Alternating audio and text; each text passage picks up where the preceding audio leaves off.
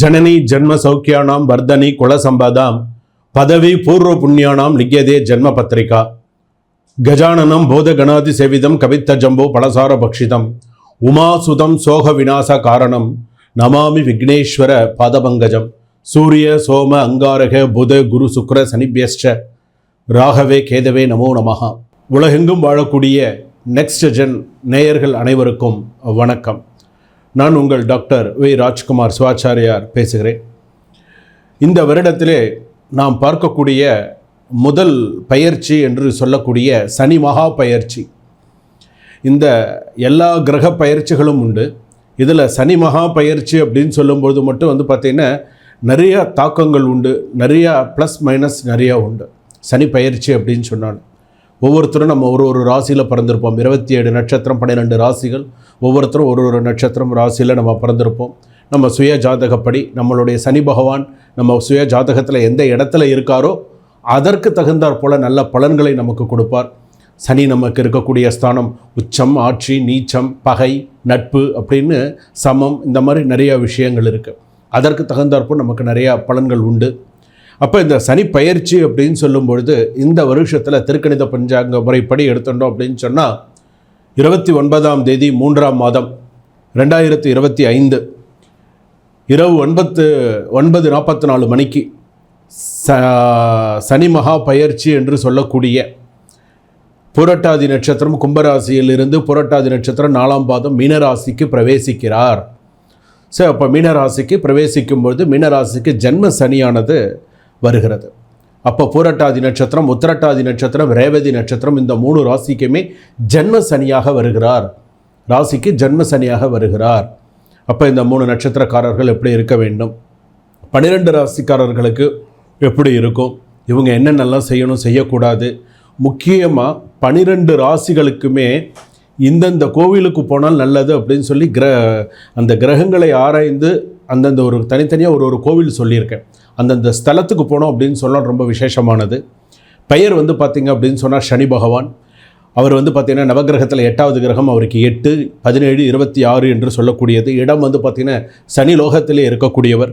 ஆயுதம் பார்த்திங்கன்னா தண்டாயுதம் வைத்திருக்கக்கூடியவர். துணைவி அப்படின்னு எடுத்துக்கும் போது மாந்தி தேவி, நீலாதேவி என்று சொல்லக்கூடியது. பெற்றோர்கள் எடுத்துனோம்னா சூரிய தேவரும் சாயாதேவியும், அதே போல் சகோதரன் அப்படின்னு எடுத்துனோம்னா தபதி, சர்வாணி, அதே போல் யமன், யமுனை, இவங்கெல்லாம் மனு, இவங்கெல்லாம் சனி பகவானுடைய சகோதரர்கள். குழந்தை அப்படின்னு எடுத்துட்டோன்னே மாந்தி என்று சொல்லக்கூடிய குளிகன். இதுதான் பார்த்திங்கன்னா சனி பகவானுடைய மிக முக்கியமான சில விஷயங்கள். அப்போ ஒரு ஸ்தானத்துக்கும் வரும்போது நமக்கு எப்படி இருப்பார்.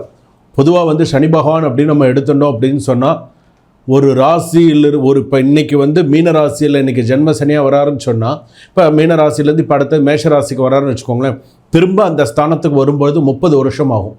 அதனால தான் 30 வருஷம் வரைக்கும் வாழ்ந்தவனும் இல்லை, 30 வருஷம் வரைக்கும் விழுந்தவனும் இல்லை அப்படின்னு சொல்லுவாங்க.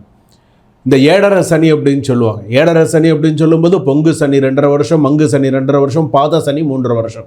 இந்த பாத சனியோட இந்த 2.5 வருஷம் சனி பகவான் விட்டு போடும். பொங்கு சனி, மங்கு சனி, பாத சனியாக விட்டு போகிறது. அதனால தான் ஏழரை சனி அப்படின்னு சொல்கிறாங்க. மற்ற கிரகங்கள்லாம் பார்த்திங்கன்னா வருஷத்தில் ஒரு நாள், 6 மாதத்துக்கு ஒரு தடவை, மாதத்தில் ஒரு தடவை, 2.25 நாளுக்கு ஒரு தடவை கிரகங்கள் மாறும். ஆனால் சனி பகவான் அப்படி கிடையாது, மெதுவாக தான் வருவார். மந்தகாரகன்னு பேர். ஒரு ராசியிலேருந்து இன்னொரு ராசிக்கு வரத்துக்கு 2.5 வருஷம் ஆகும். உட்கார்ந்தாலும் ஸ்ட்ராங்காக உட்காருவார். சனி கொடுக்க யாருக்கு எடுக்க. சனி பகவான் மாதிரி கொடுக்குறவனும் கிடையாது, கெடுக்கிறவனும் கிடையாது. சரியான நீதிமான் யாருன்னு கேட்டால் அவர் தான். நேரம் பார்த்து செய்யக்கூடியவர். இன்றைக்கும் ஒரு விஷயம் பார்த்திங்க அப்படின்னு சொன்னால் கண்ணால் இன்றைக்கி நம்ம பார்க்கக்கூடிய ஒரு விஷயந்தான். இன்றைக்கி கும்பமேளாவில் இன்றைக்கி இப்போ சாதாரண ஒரு ருத்ராட்சமால் ஒரு சாதாரண விற்கக்கூடிய ஒரு பெண் இன்றைக்கி ஒரு பெரிய அளவில் வந்திருக்கேன். எதுக்கு அப்படியே வித்துட்டு போயிருக்கலாமே, எதற்கு ஒரு பெரிய லெவலில் அந்த பொண்ணு வரணும் சொல்லுங்கள். அதுதான் நேரம். அந்த சனி பயிற்சி வரக்கூடிய நேரம் அப்படிங்கிறது, அதுதான் அந்த டைம் அப்படிங்கிறது. அப்போது ஒவ்வொரு ராசிக்குமே பார்த்திங்க அப்படின்னு சொன்னால் ஒவ்வொரு பலன்கள் உண்டு. எந்தெந்த ஸ்தானத்தில் இருக்கார், எந்தெந்த ஸ்தானத்தில் இருந்து என்னென்ன பலன் கொடுக்குறாரு அப்படிங்கிறது மிக முக்கியமானது. எந்தெந்த ஸ்தானத்துக்குலாம் என்னென்ன கலாக கொடுக்குறார். இப்போ மேஷ ராசிக்கு அப்படின்னு எடுத்துக்கும்போது விரய சனியாக வரார். கவனமாக இருக்கணும், விரய சனியாக வரார். ரிஷப ராசிக்கு பார்த்திங்க அப்படின்னு சொன்னால் லாபச்சனியாக வரார். மிதுன ராசிக்கு பார்த்திங்க அப்படின்னு சொன்னால் கர்மச்சனியாக வரார். கடக ராசிக்கு அப்படின்னு எடுத்துக்கும்போது பாக்ய சனியாக வரார். அதே போல் சிம்ம ராசிக்கு எடுத்துட்டோம் அப்படின்னு சொன்னால் அஷ்டம சனியாக வரார். கன்னியா ராசிக்கு எடுத்துட்டோம்னு சொன்னால் கண்ட சனியாக வரார். துலா ராசிக்கு ரோக சனியாக வர்றார். இப்போ அதே போல் விருச்சிக ராசிக்கு பஞ்சம சனியாக வர்றார். தனுசு ராசிக்கு அர்த்தாஷ்டம சனியாக வர்றார். மகர ராசிக்கு சகாய சனியாக வர்றார். கும்பராசிக்கு பாத சனியாகவும் மீன ராசிக்கு ஜன்ம சனியாகவும் சனி பகவான் பிரவேசிக்கிறார். இதுதான் அந்தந்த ஸ்தானத்துடைய பலன்கள். அப்போ இப்போ நான் சொல்கிறேன், இப்போ விரயச்சனின்னா விரயச்சனி என்ன பண்ணும் மேஷராசிக்கு, அதே போல் ஜன்மசனின்னு மீனராசிக்கு ஜன்மசனின்னா ஜன்மசனி என்ன பண்ணும் அப்படிங்கிறத அடுத்தடுத்து நாம் தெரிஞ்சுக்க போகிறோம்.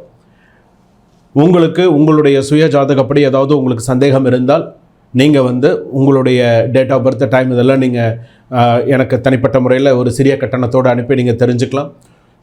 இதோடைய பரிகாரம் இன்னும் இருக்குது. நீங்கள் கமெண்ட்ஸில் சொல்லுங்கள். கண்டிப்பாக உங்களுக்கு அதற்கு உண்டான தீர்வு உங்களுக்கு கிடைக்க கமெண்ட்ஸில் சொல்லுங்கள். சுவாமி, நான் இதை பற்றின விஷயங்கள் இன்னும் நான் தெரிஞ்சுக்கணும்னு விருப்பப்படுறேன். மேஷராசியை பற்றி தெரிஞ்சுக்கணும்னு நினைக்கிறேன், விருச்சிக ராசியை பற்றி தெரிஞ்சுக்கணும்னு நினைக்கிறேன், சிம்மராசி பற்றி நான் தெரிஞ்சுக்கணும்னு விஷயம் நினைக்கிறேன் அப்படின்னு சொன்னால் நீங்கள் கமெண்ட்ஸில் சொல்லுங்கள். கமெண்ட்ஸில் சொல்ல உங்களுக்கு அதற்குண்டான ரிப்ளை உங்களுக்கு வரும். உங்களுக்கு தனிப்பட்ட முறையில் நீங்கள் என்னை காண்டாக்ட் பண்ணலாம். கீழே டிஸ்கிரிப்ஷனில் என்னுடைய நம்பர் கொடுத்துருக்கோம். அந்த நம்பரில் நீங்கள் எப்போ வேணாலும் நீங்கள் சிறிய கட்டணத்தோடு உங்கள் சுய ஜாதகத்தை தெரிந்து கொண்டு அதற்கேற்றாற்போல் பரிகாரம் நீங்கள் செய்து கொள்ளலாம். தனுசு ராசி நேயர்களே, சனி மகா பயிற்சி உங்களுக்கு தனுசு ராசிக்கு எப்படி இருக்குது? மூல நட்சத்திரம் தனுசு ராசி, போராட நட்சத்திரம் தனுசு ராசி, உத்திராட நட்சத்திரம் தனுசு ராசி.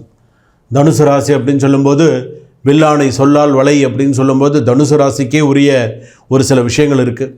சனி பயிற்சி அப்படின்னும்பொழுது அர்த்தாஷ்டம சனி அவரார். தனுசு, மகரம், கும்பம், மீனம். முதல்ல உங்கள் அம்மாவை நல்லா பார்த்துக்கோங்க. தனுசு ராசியில் இருக்கீங்கன்னு சொன்னால் தாயாருக்கு கேடு, தாயாருக்கு மன உளைச்சல், தாயாருக்கு மனசங்கடம், தாயாருக்கு பார்த்திங்க உடல்நிலை பாதிப்பு எல்லாம் அதிகமாக வரும். தாயாருக்கு ஹாஸ்பிட்டாலிட்டி இந்த மாதிரிலாம் ஒரு கவனமாக இருக்கணும். தர்ம யோகம் கொண்ட ராசி தனுசு ராசி அதிபதி. தர்மாதிபதி கிரகம்னு சொல்லலாம். மனதில் பட்டதை ஒழிக்காமல் மறைக்காமல் அப்படியே பேசுகின்ற குணம் உள்ளவர் நீங்கள். அதே போல் தான் செய்யும் தவறை ஒருபொழுதும் ஒத்துக்கொள்ள மாட்டார்கள். நீ செய்யக்கூடிய தப்பை ஒருபொழுதும் நீங்கள் ஒத்துக்க மாட்டீங்க. அதே போல் மிகவும் திறமைசாலி தனுசு ராசிக்காரர்கள் தான். உங்கள் தாய் நலன் கவனம் தேவை.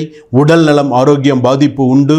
ஊர் உத்தியோகம் வேலை மாற்றம், ஏதாவது ஊராக போகிறதோ அல்லது இடம் மாற்றமோ உத்தியோக மாற்றமோ வேலை மாற்றமோ இடமாற்றமோ ஏற்படும்.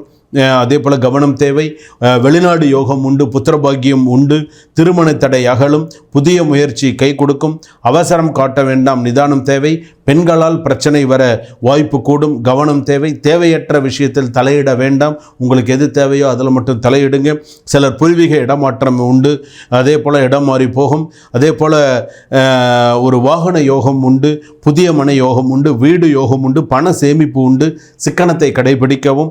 புதிய வெள்ளி தங்க ஆபரணங்கள் வாங்கக்கூடிய நேரமாக உங்களுக்கு அமையும். தந்தை மகன் அப்படின்னு எடுத்துக்கும்போது சிறு சிறு கருத்து வேறுபாடுகள் மறையும்.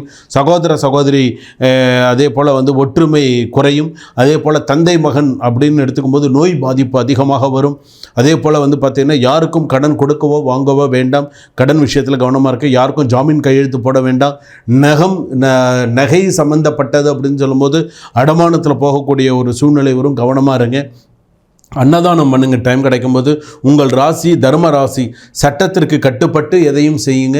சட்டத்துக்கு உட்பட்டு எதுவுமே செய்யுங்க. சட்டத்தை மீறி எதுவும் செய்யாதீங்க. அதே போல் போராடி தான் ஜெயிக்க வேண்டும். கொடுத்த கடன் திரும்ப வராது. இப்போ நீங்கள் ஒரு தனுசு ராசி ஒரு கடன் கொடுத்துட்டீங்கன்னு சொன்னால் அது திரும்ப வராது. திரும்ப வரணும் அப்படின்னு சொன்னால் அதற்கு ஏதாவது சில விஷயங்கள் செஞ்சால் தான் ஏதாவது வரத்துக்கு உண்டான வாய்ப்பு. இல்லைன்னா வரது ரொம்ப கஷ்டம். கூடியமான வரைக்கும் தனுசு ராசி அப்படின்னாலே வாராகி வழிபாடு பண்ணினால் ஒரு தனி சிறப்பாக இருக்கும். அதே போல் பார்த்தீங்கன்னா மாணவ மாணவிகள் அப்படின்னு எடுத்துக்கும்போது படிப்பில் நிறைய கவனம் தேவை. அதே போல் திருமணம் சம்மந்தப்பட்டது புத்திரபாகியங்கள் நல்ல விஷயங்கள்லாம் அர்த்தாஷ்டம சனியில் ஒரு சில நல்ல விஷயங்கள்லாம் கூடி வரும். சொந்த தொழில் கை கொடுக்கும். அரசாங்க உத்தியோக உயர்வு உண்டு. அவப்பெயர் இல்லாமல் பார்த்து கொள்ள வேண்டும். எந்த சூழ்நிலையிலையும் கெட்ட இல்லாமல் பார்த்துக்கோங்க. சிகப்பு கருப்பு ஆகாது. தனுசு ராசி பொறுத்தளவுக்கு காலபைரவர் ஆஞ்சநேயர் வாராகி வழிபாடு சிறப்பை தரும். 75% வரைக்கும் ஜாதகத்தில் நன்றாக உள்ளது. குறைஞ்சபட்சம் ஒரு 12 வாரமாவது தீபம் போட வேண்டும். அன்னதானம் செய்யவும். நீங்கள் ஒரு முறை செல்ல வேண்டிய ஆலயம், ஒரு முறை போயிட்டு வாங்க. வைத்தீஸ்வரன் கோவிலில் இருக்கக்கூடிய நவகிரகம், நேர்கோட்டில் இருக்கக்கூடிய வைத்தியநாதருக்கு கட்டுப்பட்டு இருக்கக்கூடிய கிரகங்கள் சென்று வழிபட உங்களுக்கு நிறைய நல்ல விஷயங்கள் நடக்கும். அதாவது வைத்தீஸ்வரன் கோவில் சீர்காழி பக்கத்தில் இருக்கக்கூடிய அந்த வைத்தீஸ்வரன் கோவில் சொல்கிறோம் இல்லையா, அந்த கோவிலில் நவகிரகங்கள் மற்ற கோவிலில் இருக்கிற மாதிரி அந்த கோவிலில் நவகிரகம் இருக்காது, நேர்கோட்டில் இருக்கும். அப்போ அந்த கோவில் நவகிரகத்துக்குன்னு தனியாக ஒரு பூஜையோ ஏதாவது ஒரு நல்ல விஷயங்கள் அங்கே பரிகாரமோ, அங்கே சுவாமியோ விநாயகர், முருகன், சுவாமி அம்பாள், அங்காரகனுக்கெல்லாம் அர்ச்சனை பண்ணும்போது சனி பகவானுக்கும் நவகிரகத்துக்குன்னு தனியாக நீங்கள் வழிபாடு செஞ்சுட்டு வந்தீங்க அப்படின்னு சொன்னால் தனுசு ராசி பொறுத்தளவுக்கு அடுத்தடுத்த விஷயங்கள் நல்ல விஷயங்கள்ல நடக்கும்.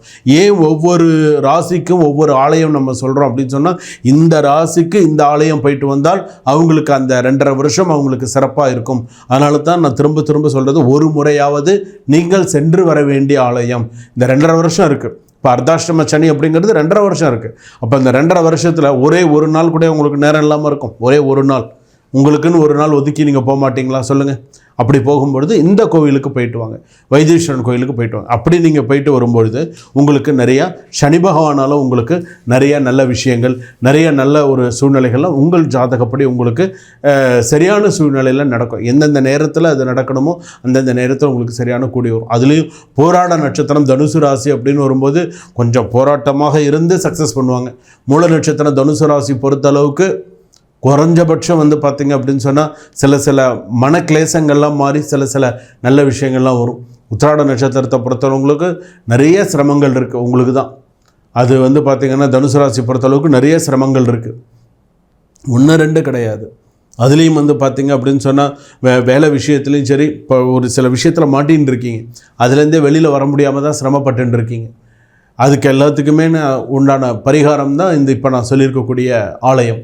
ஸோ அந்த ஆலயத்துக்கு போயிட்டு வாங்க, சிறப்பாக பரிகாரம் பண்ணுங்கள், அமோகமாக இருங்க. வாழ்க வளமுடன்.